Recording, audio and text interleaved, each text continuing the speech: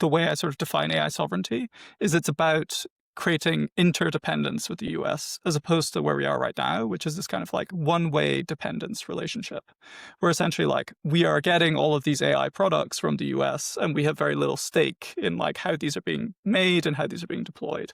And what we need to do is develop capabilities in the UK that the US comes to be dependent on, such that the US understands that we're in this like interdependent relationship, that like there are important things that they rely on us for in AI.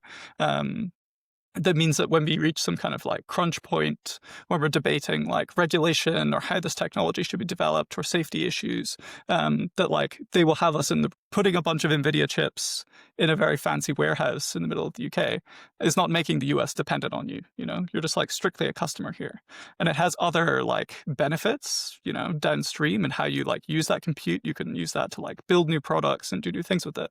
But it doesn't like solve this core. China has this like insane energy advantage on AI now relative to everyone else. You know, like I was looking at some of the stats recently. It's like they built 278 gigawatts of solar in 2024, which is like the entire UK capability 3.7 times. Like that's a lot. It's 3.7 UK grids they built in a year of just solar. And they're like growing their grid at just like such a rapid rate that it's like giving them a huge advantage here. Where like right now the US is like doing really well on AI infrastructure and energy, largely because there's lots of just stranded energy from US deindustrialization.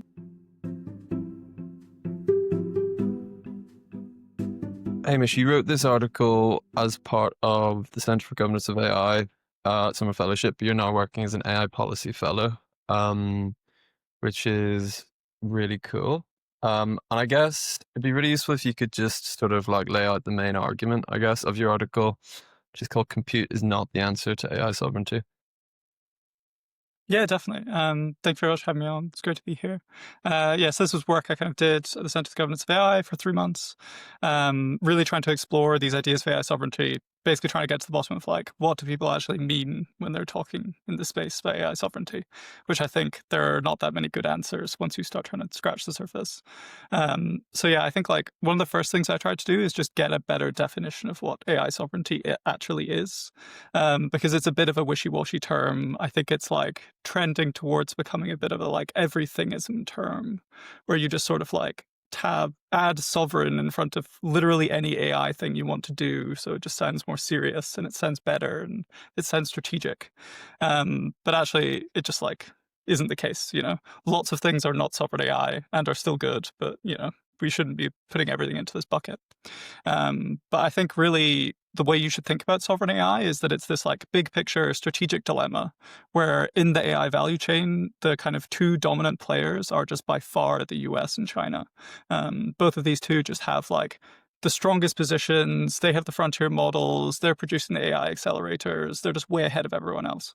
So for like every other country in the world, you have to figure out how do we fit into this world where there's two very dominant players. And I think ultimately this is just a generic strategic dilemma. And the answer will be different for like any individual country. So like each country has to figure out for itself what sovereign AI means, basically based on like what they want to accomplish. You know, for lots of like developing countries who are trying to pursue, you know, export of digital services, this AI situation could be like an existential risk to their development model, in which case, like, it's all primarily economic. It's just like, we need to salvage, you know, make sure that the US doesn't just like re-onshore all of what we're trying to do through AI. I think for the UK, it's slightly different. I think we are like in a position where we can sit sort of in between like the US, China, and the EU. I think we built up like really impressive state capacity within the UK government around AI. And I think like ultimately we have like a much more ambitious goal, which is being able to sort of freely regulate AI to help shape AI's kind of like development on a much more fundamental level. And ultimately it's like exercising freedom of action in terms of like how AI actually affects the UK's society and economy. And this is like a much more ambitious aim and is like much harder to achieve than if you're just sort of like looking for economic benefits. And importantly, is quite separate from economic benefits. You could have a lot of influence on the development of AI, but not really get any of the benefits. And you would have still achieved your AI sovereignty goal. So yeah, I think that's how I sort of see it for the UK. You have this like AI sovereignty for the UK is about achieving freedom of action and all this kind of thing. And I think ultimately that boils down to you want to influence the US. Ultimately we're going to be closer to the US than we are going to be to China. The US is just like the clear leader and the key hub here. And so for the UK, the way I sort of define AI sovereignty is it's about creating interdependence with the US as opposed to where we are right now, which is this kind of like one-way dependence relationship, where essentially like we are getting all of these AI products from the US and we have very little stake in like how these are being made and how these are being deployed. And what we need to do is develop capabilities in the UK that the US comes to be dependent on, such that the US understands that we're in this like interdependent relationship, that like there are important things that they rely on us for in AI.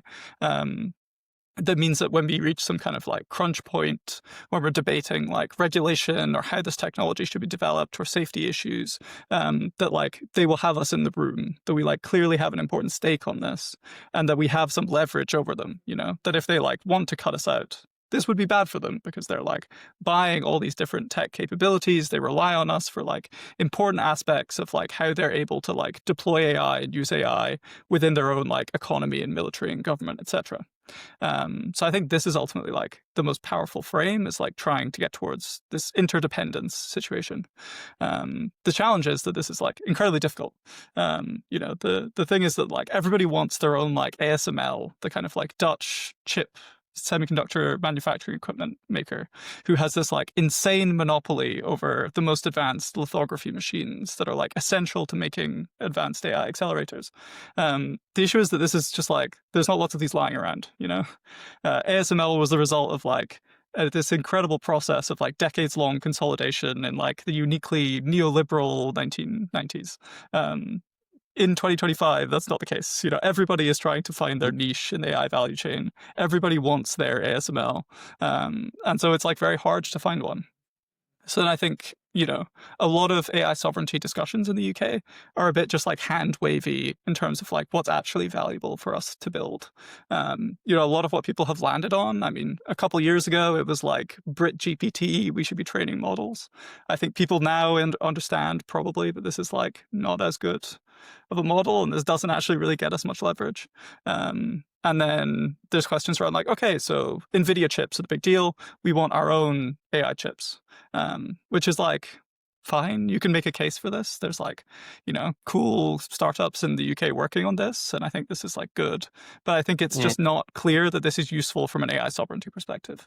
I think like you can make the case that this is like economically good for the UK. If we have like big successful chip makers, this is like good for the UK in general, but I think just isn't very good for the UK's AI sovereignty. Because if you're trying to create this interdependence, you just don't really get this if you're trying to sell the US AI chips.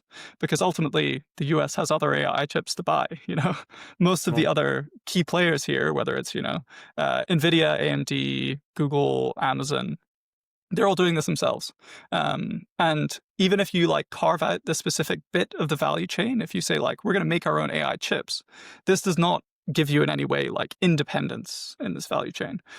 You're using all of the exact same supply chain aspects that everyone else is using. You're getting them manufactured at TSMC. You're getting South Korean high bandwidth memory. You're having to buy like networking switches from this random Taiwanese company. You're incredibly dependent on the rest of this value chain, which, functionally is very dominated by like US regulatory regimes and the foreign direct product rule and their ability to like put export controls on these capabilities. So even if you've built an AI chip, this in itself doesn't give you any sovereignty. The US could like cut you off from this wider supply chain, and you're screwed. There's nowhere to go. You can't make any more. You're still very dependent on the US, and you're not generating something where the US is dependent on you. So I think this just like doesn't have a very clear AI sovereignty advantage. And I think this is true for just like a lot of aspects of the AI value chain, whether you're talking about like building data centers in the UK, which I think is like another useful initiative. And there's certainly like lots of merits of having data centers and AI compute in the UK. It lets you build out your like public compute resources. It like is, investment, which is always nice from an economic perspective. You can build up like some UK companies like Nscale, who's building out with OpenAI in the UK. This is like good, but again, it doesn't solve your AI sovereignty question. It's nice for other reasons, but like question. So then I think like what you need to think through is like, okay, where actually do we get leverage and where can we build this dependence? And I think ultimately the view I've come to is you have to look at like what are the future nodes of the AI value chain that are going to be important. Because for almost all of the kind of like existing areas, there's just very powerful US incumbents that like it's really hard to compete with. You know, even if you like deployed the most incredible industrial policy the UK was capable of, I think you would struggle to really generate US dependence. So yeah, this is where I then get into this idea of like AI middleware, which I can like walk you through. Yeah, that's super interesting. I mean, I think that's such a useful phrase, um, interdependence rather than independence. I think that is a really kind of like both clear but powerful kind of like encapsulation of your argument. It made me, when you were talking about the, like chip sovereignty idea, it made me think of GraphCore because I think they were kind of an early competitor with NVIDIA, and they created kind of like, I think they were called ICUs or IPUs. And it kind of reminds me of the nuclear energy competition, because I think that Britain had their own kind of rival form of nuclear energy to the US, in the form of gas-cooled nuclear reactors. So yeah, it's got kind of like, the idea's got kind of interesting, kind of like historical parallels. But yeah, it's a really interesting point that actually like that isn't really what we should be focusing on at all, because it doesn't even create interdependence. If we were to, create like NVIDIA competitor. And it also makes me think of the Jeffrey Ding book, the recent Jeffrey Ding book, about kind of like diffusion rather than kind of like becoming leading sector. Um, but yeah, I think it would be really useful if you could if you could lay out that idea of like AI middleware, or where you think the UK could, or any country, I suppose, could kind of become interdependent. Yeah, definitely. And the GraphCore case, I think, is like interesting. And yeah, it's like they spent like £700 million and they made like £4 million in revenue at their peak, which, like, to be fair to them, is just like bad market timing, and you just go down the wrong direction. And these startups are hard. I think like now lots of the team from GraphCore, after it sort of went bankrupt and then got bought out by SoftBank, is now at this like new AI chip startup Fractile. And it's like, this is all very cool, and like I wish them the best, but yeah, they just like don't solve this strategic question we're trying to solve. And I think that's where something like middleware is maybe the like better way to be thinking about it. Which is basically, here I'm like thinking through all of the sort of like future things we would expect to emerge that sit in between. If you like going down a sort of value chain, if you imagine it, and you're like moving down from like the semiconductor supply chain to making the AI chips, to putting them in data centers, to like trading the foundation models. Right now, there's not very much below that. It's kind of like OpenAI trains a model, they put it into ChatGPT, you use ChatGPT. This is like a very simple, like, vertically integrated setup. But I think you should expect this to just become much more complicated in the future. And like for many more parts of the value chain to sit between the foundation model and like the end use, where the end use here is almost certainly going to be an enterprise user, because this will be like the much bigger market over time than the current like consumer dominated chatbot products. And just like enterprises are going to have loads and loads of like really different needs in terms of how they integrate these systems and like build new workflows around them and do all these like interesting things where they're like actually automating stuff and, diffusing these deeply into their processes in the way that we actually get all the like productivity gains that we want out of this technology. So like a few of the things like I would put in this like middleware bucket would be if you're like taking models and you're altering them in various ways. So this could be like you're fine-tuning models on specific data sets. You're kind of like downstream developers where you're not like, you're taking the OpenAI model, you're then just like using other data to change it, to like suit it to what specific task you're trying to achieve. And then you're either like vertically integrating that into your product, or you're like selling that on to someone else who's like putting that into a product that they're then selling to an enterprise. Or you have like this new mode of like reinforcement learning that's become very powerful. Lots of the kind of frontier model companies are like pursuing building these reinforcement learning environments to make models much more capable at like very specific tasks. The most successful one so far being kind of like coding tasks, where you're able to just like get lots and lots of gains by having models do this reinforcement learning process. If this process is like really effective, which it seems to be, you would expect to want to do this for like basically every other sector of the economy by the end of, getting to 100% automation or whatever crazy future endpoint. That you're going to want to find like the right data, and you're going to want to find the task, and you're going to want to train the model to be just like superhumanly good at doing that task. And OpenAI and Anthropic and Google simply like can't do this work for every sector of the economy. Eventually they just become too big, they become too unwieldy, there's regulatory barriers, there's like recruiting the actual like people to do this thing. Apparently there was some article OpenAI has hired like 100 old investment bankers to try to create data to do like better financial modeling. Oh, But really? it's just hard to do this for like every industry on the planet. I mean, I was really surprised that I've been quite surprised how many different industries OpenAI are trying to target. They're like, I saw they're trying to make like an animated feature film, which seems just really surprising. I have no real idea why they decided to do that, but it's intriguing. But no, I mean, the general point, like, I mean that just seems to make a lot of sense that there needs to be kind of like specific parts of society that or specific verticals that integrate AI into the business process in kind of specific deep ways.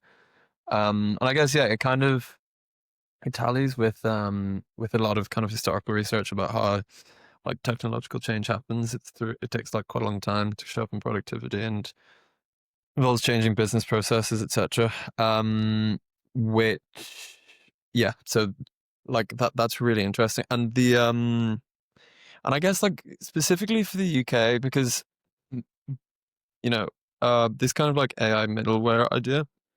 Like I've always thought the UK is in a great, well, when I say great position, I always thought the UK is in like a central position in terms of AI, given that DeepMind was started in the UK, and it's arguably one of the most, well, probably the most successful like AI company in terms of, you look at the full range of different breakthroughs they've kind of, I mean, in terms of kind of like AI research, it's probably potentially the most successful in terms of all the different like breakthroughs, like AlphaFold, AlphaGo, etc., etc.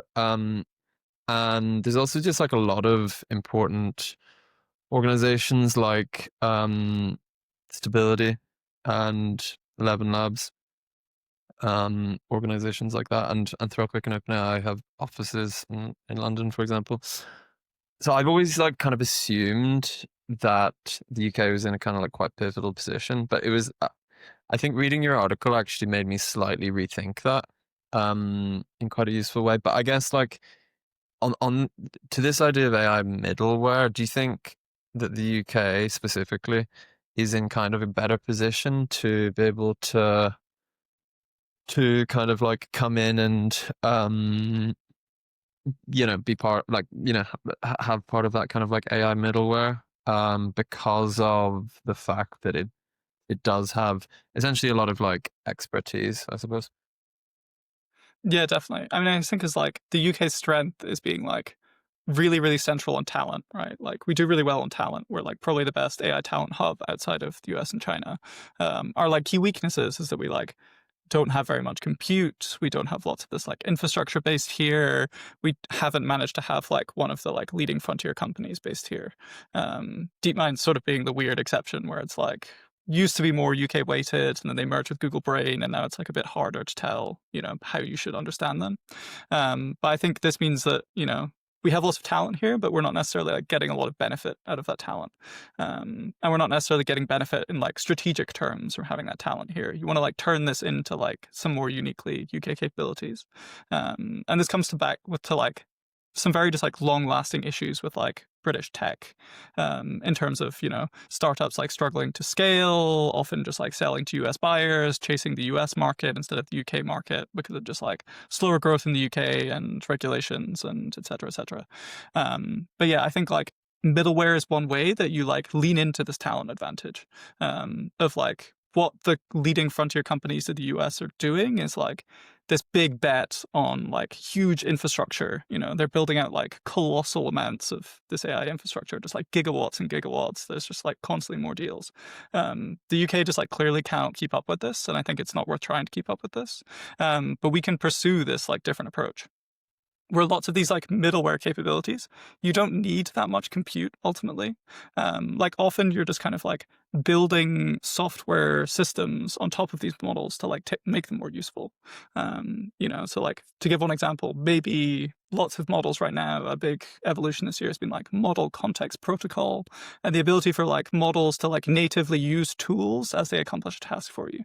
And right now this is just like existing random software tools, or just like, the ability to use a sort of coding, application natively as it works through your answer. But presumably over time, you'll want to build, tools that the models can use that are entirely separate from the models, but which are like entirely AI native. It might be that for the telecoms industry, you have a tool for like monitoring the health of a network that is functionally just like a software tool that does this job, but just like in a way that is built for the model to be able to use it effectively. But you don't actually want the model to probably be like, zooming through every aspect of BT's network trying to find some fault. You want it to be able to access an actual system dedicated to do this and be like, okay, yes, check, this is all good, I can move on to the next stage, whatever I'm working through. And that's like a business right there, right? Like you can build that tool and you can sell that tool. And I think that's one of the things where I'm envisioning middleware here.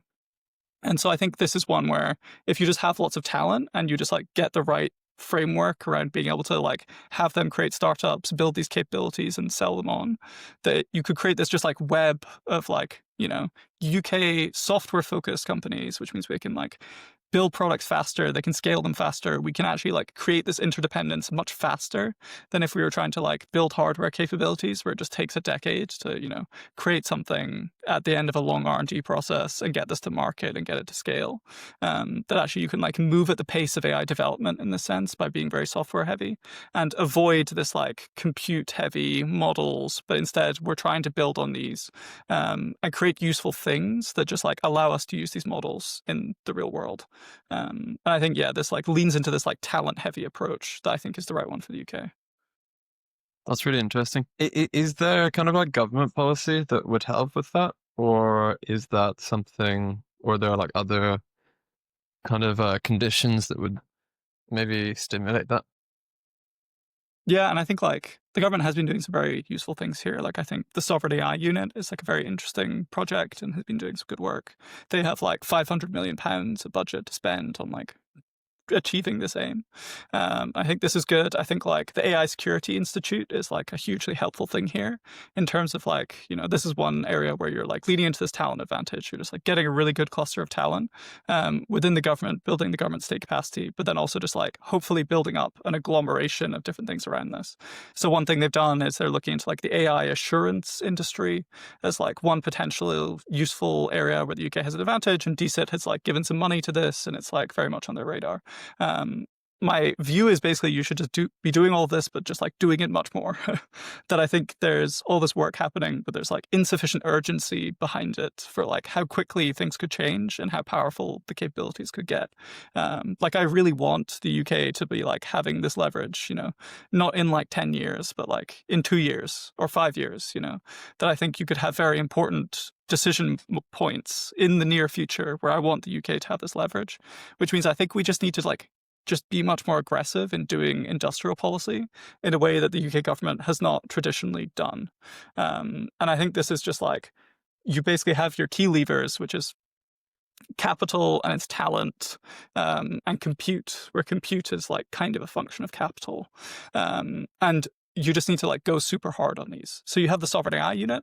I think basically you should also create like, a national AI investment fund, and you should like create another fund and then another fund, and you should be like very okay with just like duplicating all these different government investment vehicles, and being like, taking this almost like much more like Chinese approach to industrial policy of just like opening a floodgate of capital and just being very willing to just be, we're going to change this market deliberately. This is what we're trying to do. We're just going to try crowd in much more competition to these sectors we think are strategically important. And we're going to do this in like a really big way, which ultimately has a lot of downsides. You know, it ends up being you will create waste, you will make mistakes, some of these companies will fail, you have no guarantee of success. But I think if you really understand the urgency, I think we should have here, that you're like willing to do this, you're willing to put a lot of money after this goal. Same thing on talent. I think that, you know, if the sovereign AI unit invests in you and like has done their due diligence to see you as strategically important, you should just be able to like hire the talent you want. You know, you could just have a visa where you, the startup, decide you want to hire someone, and as part of that process, they get a visa to come to the UK. You just skip all the home office fees, you skip all the home office vetting, pretty much, and you just delegate this power to the firms that you think are really important. And you could have this be just like a super limited scheme, but I think this is one way of just like speeding everything up, and just doing everything we can to bring talent to the UK. As well, there's just kind of like other interesting ideas around the like Centre for British Progress has this idea for a kind of like Centre for Talent Excellence of like deliberate headhunters in government who are trying to like recruit the best AI engineers into the UK.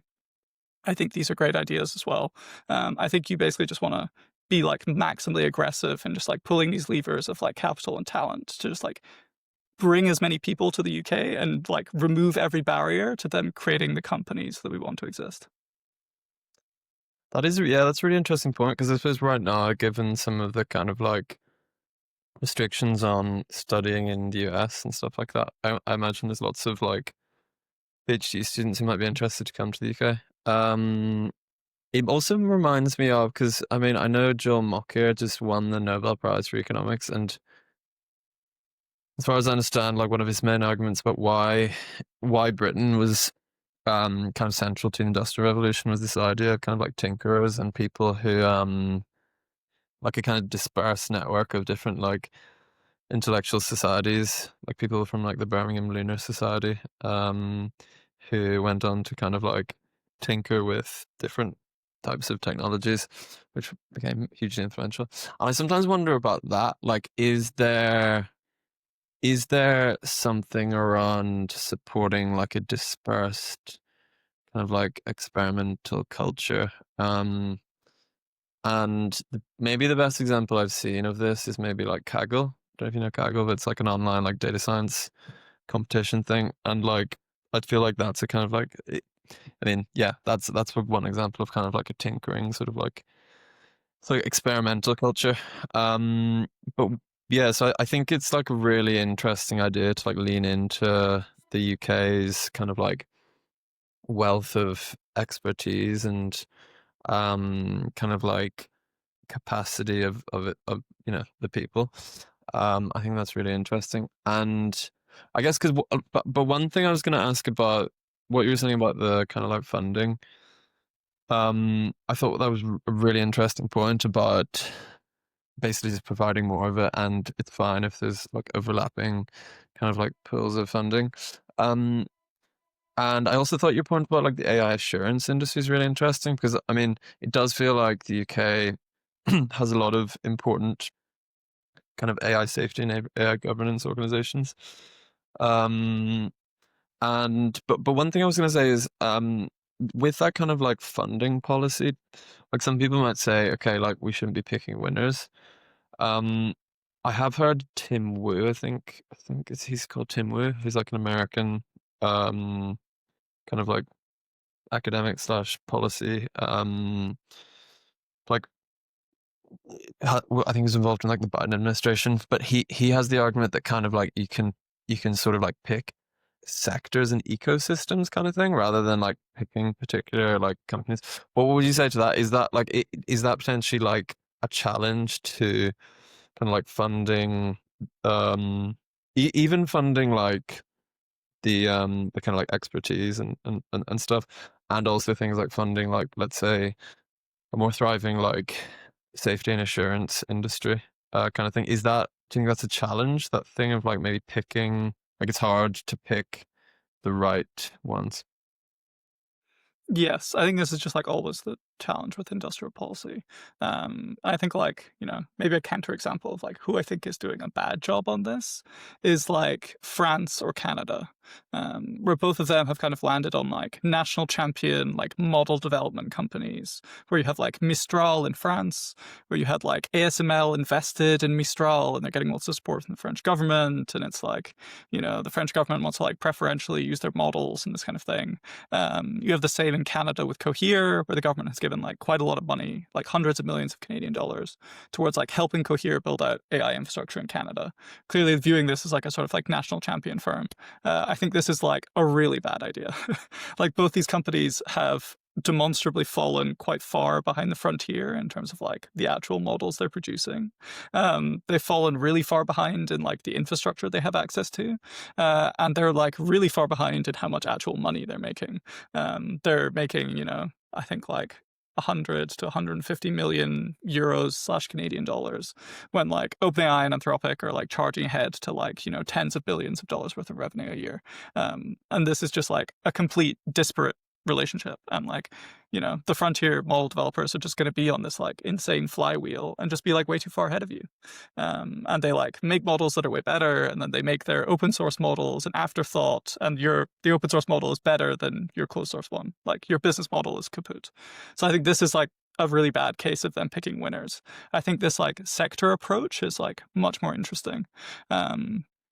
Picking another one from the recent Nobel winners, Philip Aghion has this like really interesting paper about Chinese industrial policy, where he identifies like one of the like successful features of Chinese industrial policy is this kind of like picking sectors, where they like pick a sector like electric vehicles, where they decide that this is like productive and strategically important. And essentially by just like funneling loads and loads of subsidies into the sector, they essentially just like create much more competition because it encourages so many new entrants into this market, that suddenly you just have this like incredibly competitive market, which can go wrong. You sometimes end up where like they, leave the subsidies in too long and get this kind of like involution, insane price competition where like nobody makes any profit and like everybody's very sad. But like the core principle I think is good, that you should like, you can pick out sectors that are like strategically important or that you think are like economically important. And you can do this process of just like making lots of capital clearly available. And this just like crowds in lots of new entrants and makes this market more competitive. And I think this is the vision for like how this goes well in the UK, is that you identify some of these sectors. You think like, there's a lot of opportunity here. We want to like put a lot of capital on the table that we're willing to basically, subsidize the market here in a sort of anti-market way. You're trying to shape the market to like not develop how it otherwise would. With the goal of crowding in just like loads and loads of new players who are then going to be competing with each other very intensively. You're going to get these kind of like talent agglomeration effects, which I think is one way you get these kind of like useful networks of talent, is that you just like have a shared sector and you have a lot of capital available so that people are like, I've just done my PhD. I don't want to move to the US. I'll go to the UK and there's loads of money around. I can get a job working on this like cool AI sector. So you get these like networks of talent, you get these new firms, you get a very competitive market. And then the hope is that out of this very competitive market, you then just get, very innovative, strong firms who are able to scale up and then become like globally competitive players. And that ultimately then this means the US will start like increasingly buying their stuff. And then hopefully, you have enough Fortune 500 companies that are buying their software solution for whatever this AI issue is they're trying to solve. And this is what's giving you this kind of like interdependence. That's really interesting. Yeah, I'd like to look at that article actually. I always think it's I mean, I kind of follow the kind of like China watchers community. And I think like, as far as I understand from listening to some of the podcasts like China Talk, and other podcasts like that, like I think one of the kind of insights that they have is that policymakers in the UK and the US and other places don't really like pay enough attention to what's actually going on in China, and don't really like understand China enough given its kind of like importance. And I do always think, because like whenever we make policy, or at least whenever I hear kind of discussions about policy, it seems a lot of the time we kind of take ideas from like other European countries, which I guess makes sense because we're similar size maybe.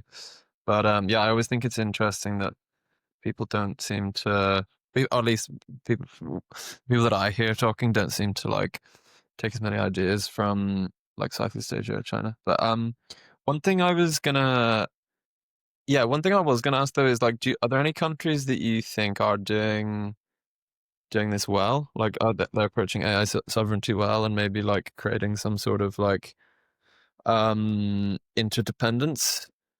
I mean, because I thought the France and Canada examples were really interesting. About I hadn't really thought about that actually, about how Canada's supporting. I didn't actually even realize that Canada was supporting Cohere, and then the like France supporting Mistral. That was a really interesting point. But yeah, are there any countries that you think are doing well?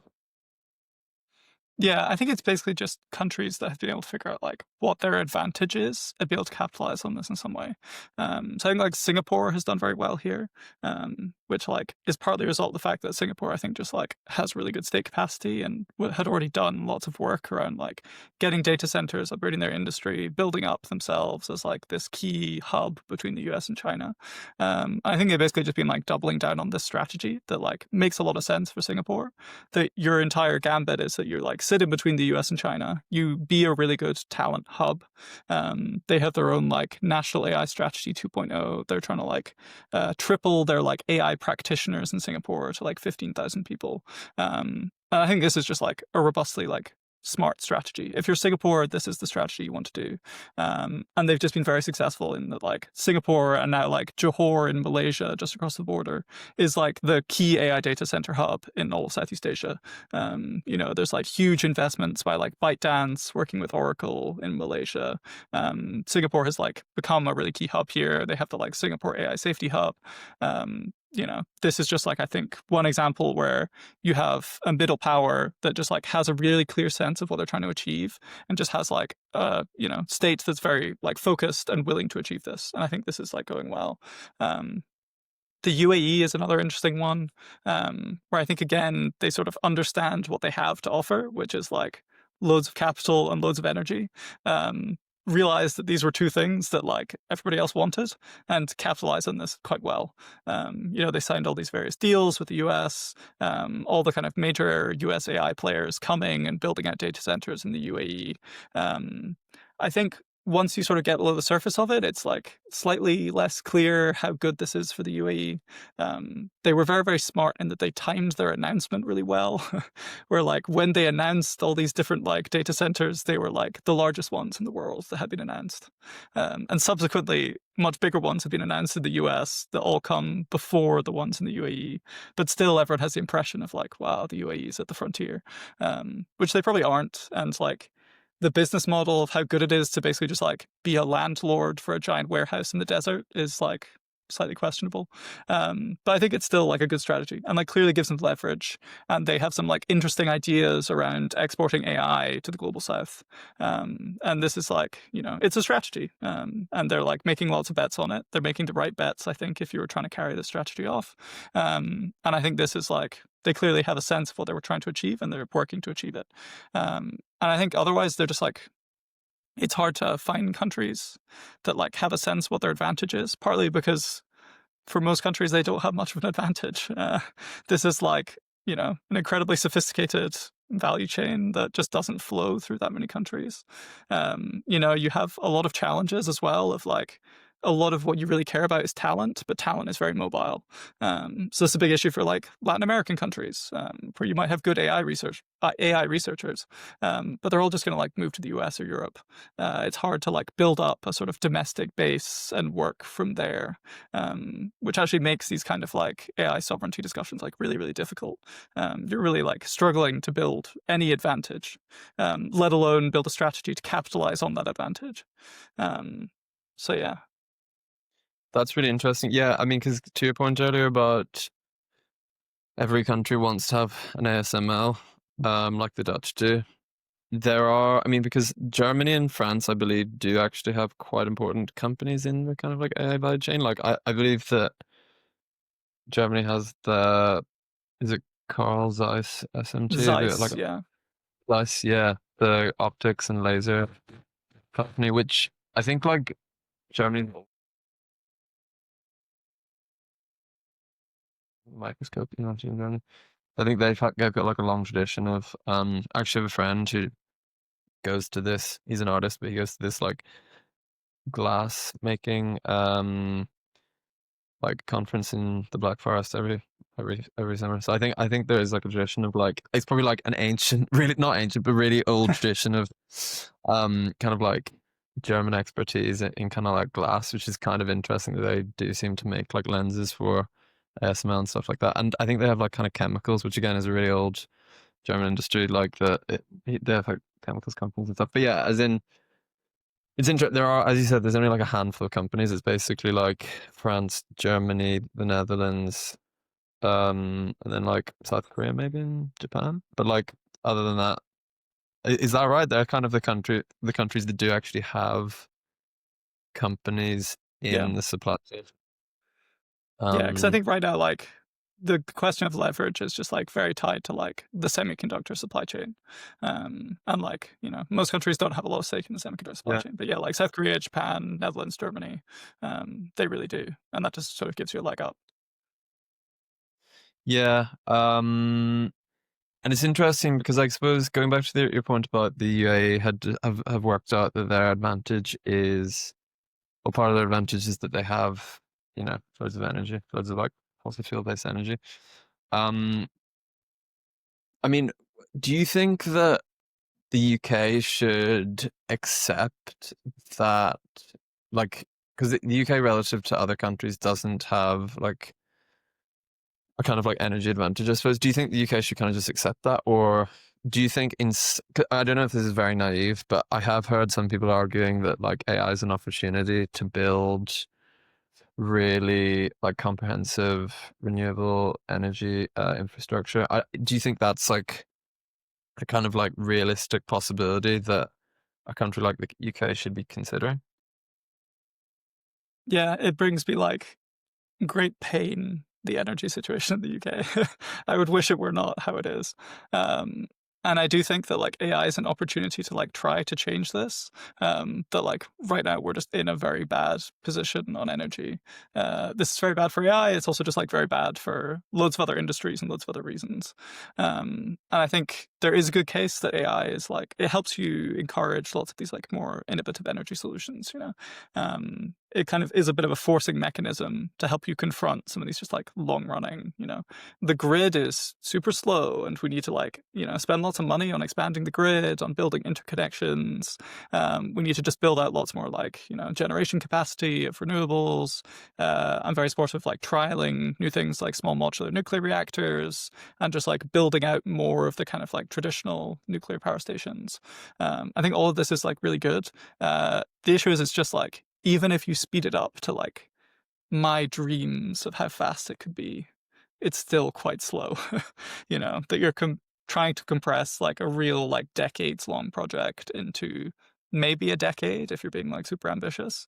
But we're just like coming from a really weak position here. It's like UK industrial electricity prices are like over 300 US dollars per megawatt hour compared to like 82 in the US.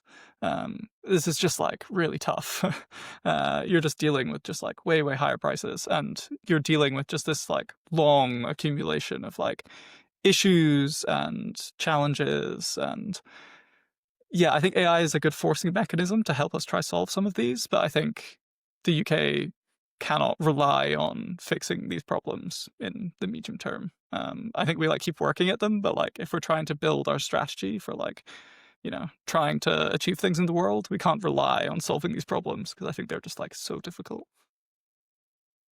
Yeah, it is I mean, yeah, because partly I am excited about the idea that it could be an opportunity to build like renewable energy infrastructure, because I think like solar is, I think I'm right in saying that like solar energy is one of the kind of quickest forms of energy to like build capacity in, and also like wind energy is quite quick as well, like in terms of kind of getting everything improved um and stuff. But yeah, it as you said, I guess the UK is kind of coming from relatively like a position of disadvantage. My my girlfriend's dad is, or he lives in Dubai, and one of his favorite questions well, not one of his favorite questions, but something he quite often asks me is like, what's the energy price per hour in the UK? And it's like, like 20 times more than it is in Dubai or something. Um, so yeah, it's I don't know. Yeah, I'd hope that it could be an opportunity, but yeah, it's kind of it's a good point about like how long it takes to build the infrastructure, and that's one of the considerations. I actually read about your article on Jeffrey Ding's Substack, which is called China, which is a really interesting Substack about like articles from China about AI. Um, and they seem to be a country who have lent in most to like thinking about their energy system in relation to AI. I guess, I mean, this is a relatively speculative question, but like, do you think there's anything that the UK can kind of learn from that? Because I saw recently they had in their China like AI plus policy, they have like an AI plus policy for like every different industry. Or maybe not every industry, but they definitely have like an energy one. But yeah, do you think there's anything that like the UK could learn from what they're trying to do?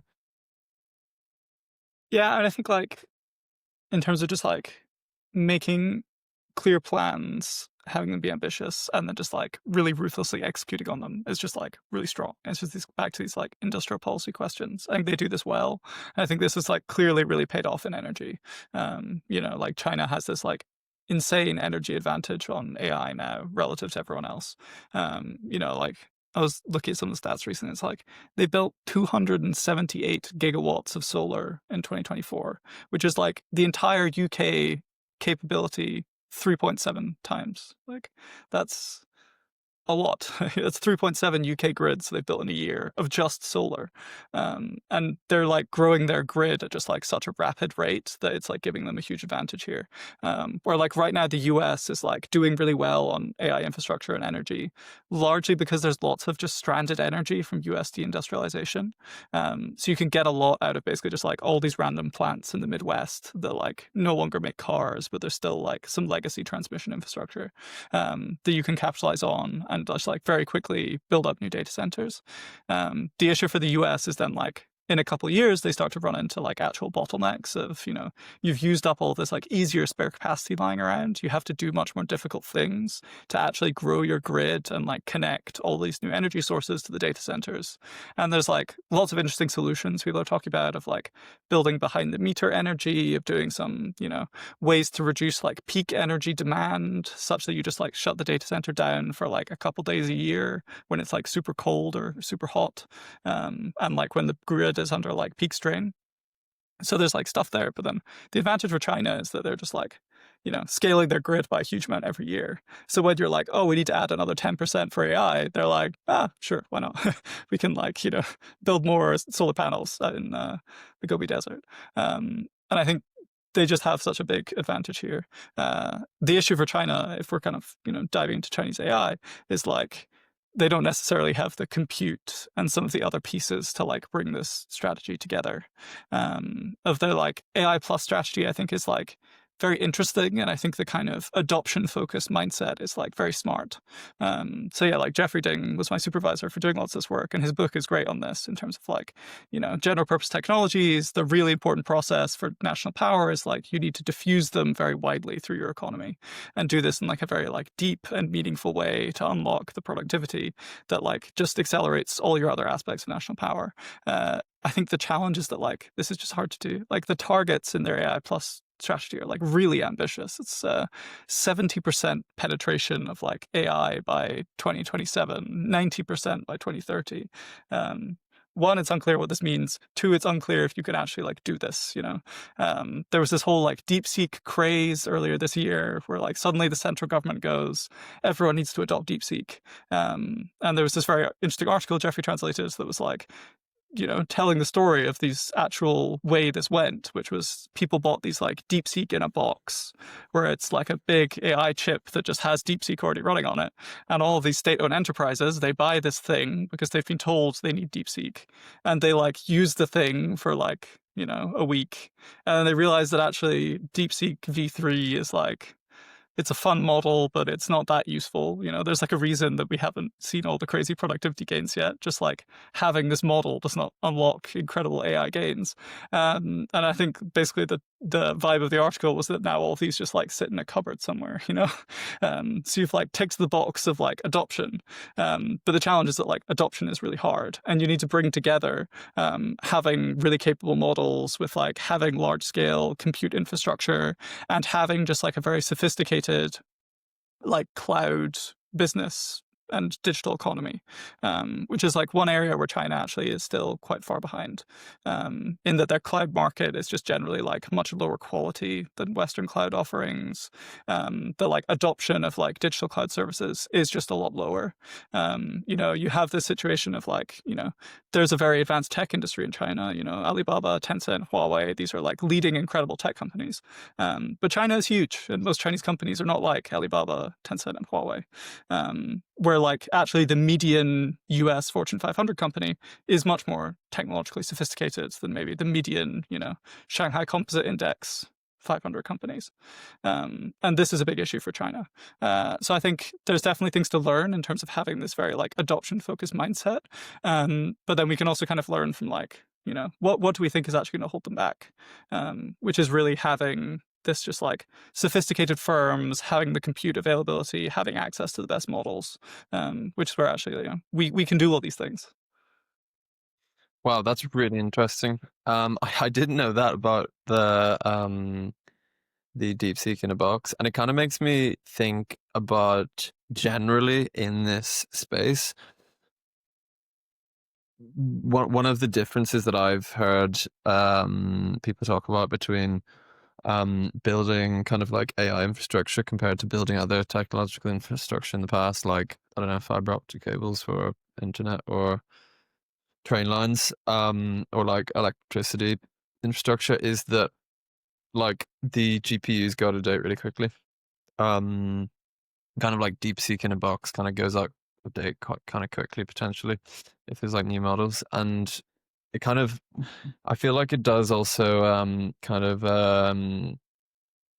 it kind of adds weight to your argument about like AI middleware can be kind of like lighter weight, and it's more kind of like adaptable to a relatively uncertain sort of like situation where things are changing quickly, and like hardware can kind of go out of date quickly. So yeah, I think that's a really interesting like anecdote. I didn't know about that. I also think when you were just talking about the US, the one of the reasons the infrastructure, they've been using up all this spare infrastructure from deindustrialization. Um, that's another interesting one, because it would be amazing if AI could support like a reindustrialization kind of like program in the US or elsewhere. But the problem, I suppose, is that like data centers don't really have their own jobs associated with them. So sadly, I don't think it will. And yeah, but I thought, but yeah, that's a really interesting point. I also didn't really know that, but basically a lot of the data centers are using up that like spare capacity. Um, but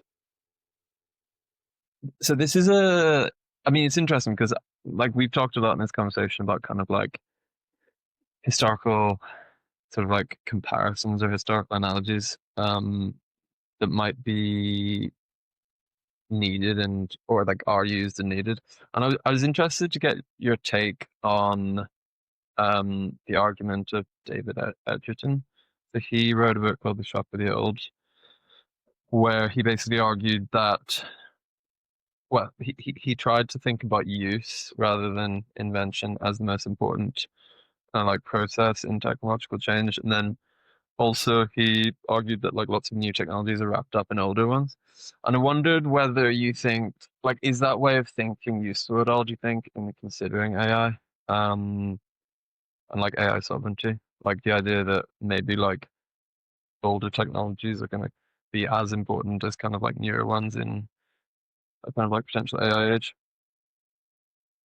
Yeah, I think it is very helpful. And I think you already kind of like see this in practice, like with some of the like infrastructure build out in the US where, you have OpenAI in Texas, and like the things that they like desperately want more of are like, these like natural gas turbines that like no one has cared about their production for like, you know, 2 decades, and everyone thought that like the production forecasts were basically going to like completely die off because of renewables build outs, and like, you Yeah, know, heating and like ventilation technicians, which is like two yeah, things that you would not immediately identify.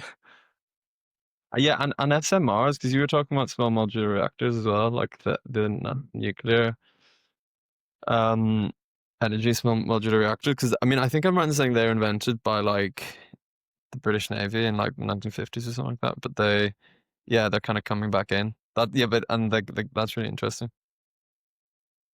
Yeah, and I think there are probably just like lots of ways that AI interacts with like older technology. I think is very interesting, um, and I think I like it's very hard to like reason through. I think you end up in this weird world where right now like AI capabilities are just like very jagged in the sense that there's this like jagged frontier of like AIs are like really good at coding, but they're still like really bad at like lots of other things we might care about. I think there's good reasons to just like expect this to continue being true. That probably you see just like lots more progress in kind of domains of traditional white collar work. They get like way better at like coding and making PowerPoint documents and doing like incredible mathematical reasoning, but probably maybe like struggle on things that you think wouldn't trip them up, and like struggle with this sort of like transitioning into like functioning in the real world and in industries in the real world, which does lead you into this very interesting fusion of like old and new technologies and like how these might interact. You have cases like, you know, cybersecurity, where there's like interesting ways where the two of them interact, where you have like really rapid progress potentially in, you know, the ability to do like automated hacking attacks. um, and you could just have like basically you can just like spin up the most sophisticated team of hackers that you could have had in 2015 and just like deploy them to attack any given target around the world. And this is like really scary. And you know, lots of like companies around the world and governments rely on these like incredibly old legacy outdated tech stacks. You know, it's like there's a bunch of this like US government tech that runs on like coding languages that were popular in like the 1960s, and there's like the one guy who's retired they have to bring in every time they break. um, so it's like this is very concerning, but then maybe you could use AI to just like, you know, retranslate all of these coding languages to much more modern ones and like refactor all these security and this kind of thing. So it's like you end up with these weird ways where like the two of these things interact of like very old technologies and very new technologies, and like probably you end up with, you know, lots of parts of the economy where there's like some really old process or technology. You know, there's some like literal like fax machine or like incredibly outdated piece of hardware, and then there's like some AI software system running on top of it, that's trying to like use it and interact with this old system. And we're just going to live in this like really weird world where the two of these things are both true, you know. You have the like super intelligence in your coffee maker or whatever, you know, where it's like some very established technology, but that is getting some benefit out of like having all of this just like cognitive ability plugged into it. Yeah, that's really interesting. Another, yeah, I also wonder, just as you were speaking there, I was thinking, like, that's a really interesting point about kind of like short, old programming languages. Like, could AI help to kind of like retranslate those in some way? And it made me think about the trait, like the kind of the ratio between like building versus maintaining technology, because I think that's something else that David Edgerton argues. He argues that like we think about kind of like building new technologies much more than kind of maintaining and repairing old ones, whereas like maintaining and repairing old ones is actually more important, according to his argument. Um, but it's an interesting, like I think that's an interesting question around like in like an AI future, would like could AI actually mean that there's more maintenance and repair needed? If there's like, let's say if there's, just more complicated and larger scale systems at play. But yeah, I mean, the use of historical analogies, I think, is really ubiquitous in talking about AI. Maybe it's like too ubiquitous. I heard Sundar Pichai, he compared AI to fire, and if you listen to like Demis Hassabis or really any like AI leader, um, they often talk like compare AI to the Industrial Revolution or other things.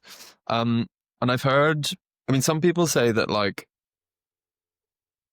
China, according to its policy, seems to consider AI more akin to like electricity or the internet, whereas the US, according to its policy, and this might be a simplification, seems to be thinking about AI more akin to like developing like the atom bomb. Um, and that kind of like informs their policy in that US policymakers are very worried about like takeoff scenarios, maybe more so than Chinese policymakers. But yeah, in general, do you think that using historical analogies is more like useful or more kind of distracting when thinking about like AI and generally like AI sovereignty? I think generally they're useful. I mean, I studied history, so I'm like contractually obliged to give this answer. But I do think it's like very helpful. I think just from the kind of like general, in forecasting, you have like the outside view and the inside view, where the outside view is just like ignoring the specific thing you're trying to study and just figuring out like, okay, what's like the right reference class? What's like the way we've understood previous incarnations, whatever this thing is. And I think that's where historical analogies are just like really, really helpful. Of like you just want a reference class you can base off of. And I think this is like where these kind of previous general purpose technologies are like super useful. Like I think electricity and steam are just like two really good examples of previous technologies that apply across every sector of the economy, and we can draw a lot of like interesting conclusions from these, like kind of what Jeffrey Ding does in his work of like studying in detail quantitatively how these diffuse across an economy and when the productivity effects kick in. So we can learn like, okay, general purpose technologies, the productivity effects probably come 2 decades to 3 decades after their widespread diffusion. This is like really good to know. But then you can do the kind of like inside view, which is where you really are just like interrogate the specific thing you're interested in. And I think this is where you get to a bit more like AI is the atom bomb of like, there's things about AI that are like kind of crazy and actually very different. That if AI can function as just like a substitute for human labor, this has lots of really crazy consequences that no other technology does. And I think it's really useful to like actually interrogate these differences, because maybe previous general purpose technologies took 2 or 3 decades, but maybe one of the reasons why they took so long is that there just like weren't that many good metallurgists and like iron engineers and people who were able to like make steam engines, and so the kind of like skilled engineers who actually like learned how to make a steam engine and then went and worked in this like completely unrelated industry and was like, you should plug in a steam engine. There just wasn't that many people. But if AI can substitute for these people, then maybe these processes can go like much faster. So then you can kind of like more easily debate, okay, if previous general purpose technologies took 3 decades, how fast do we think AI can speed up this diffusion process? Maybe it pushes it down to like a decade, maybe it's 15 years, maybe it's like 5. And I think this is like where they can be very helpful, is because they just give you something to like base these discussions off. Because I think otherwise you can end up in like if you go like too inside view and you go too like, AI will like change absolutely everything, then you get lots of these like economic models of explosive growth from AI, where you're just like, you have a model of what growth is and you're like, okay, AI is a perfect substitute now, what happens? And the answer to what happens is that like you get like stratospherically crazy economic growth. And I think this is like helpful in some ways, but also you just have lost some of this like reference class and understanding the history that maybe like grounds your answer a bit more and brings you a bit closer to what I think is like a better forecast of the future. Do you think that it's useful or do you think as like policy makers, um, people should like think about a number of different scenarios and kind of like hedge their policy bets, I suppose? Or do you think it's more useful to kind of um basically like decide what scenario is most likely, like let's say like I don't know 2028 takeoff or something, and kind of like develop policy accordingly? Yeah, I think you basically just like have to go in with different scenarios and just like understand the differences between them. And I think, ultimately, states are like big and they have lots of money and they can do these multiple things. I think you should like be worried about the 2028 takeoff. We just like have lots of uncertainty about like whether this is possible or whether it could happen. And probably you want the people in the AI Security Institute like really thinking this through in detail and trying to figure out what the mitigations are. And we should like put some work to preparing for that world.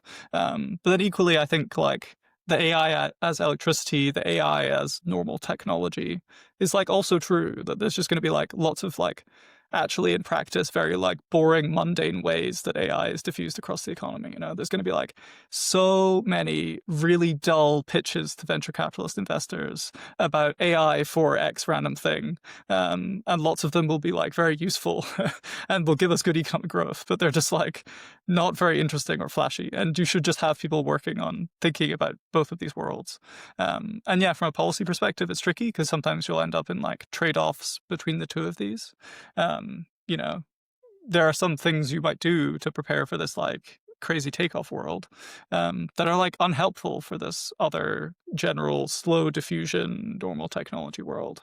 I think probably those are like worth taking the trade-off of. I'm quite scared of the takeoff world, but I guess we just need to go through the process of just like trying to sketch out these possible futures and just having people like debate between them and figure out what we think is important and what are the best, like most robust ways we can prepare.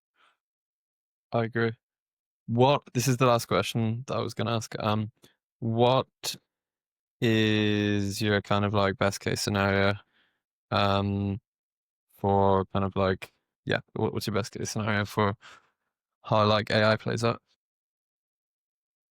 Uh, you leave me on like the hardest possible question, which is slightly mean, but I'll give it a go.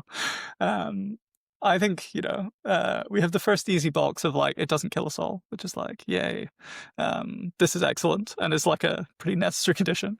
We have the second tick box, which is that it doesn't lead to some like crazy concentration of power that destroys all our democratic institutions, which I think is like also a real worry. So we want like safe AI that's developed in a kind of like diffuse and democratic way. But then I think if you're able to start satisfying these conditions, it just like can be really, really good. I think there's like big issues to navigate in terms of, a lot of people in this space are not very honest about like how far AI is just an automating technology. This is like all it does is it automates people. Broadly, this is like its main economic effect. And like any vision of the future where you're like able to create, new jobs, I mean, yes, but like these will be like a fraction of the jobs that it's just taken away. But I think even still, we can envision like very positive scenarios because we just have like a much richer world here. We just have many more resources from all the things that AI can do for us. And I think we just like get incredible medical goods. You just get to have like your own personal AI advisor. There's been lots of interesting work around like ways that AI can augment democracy.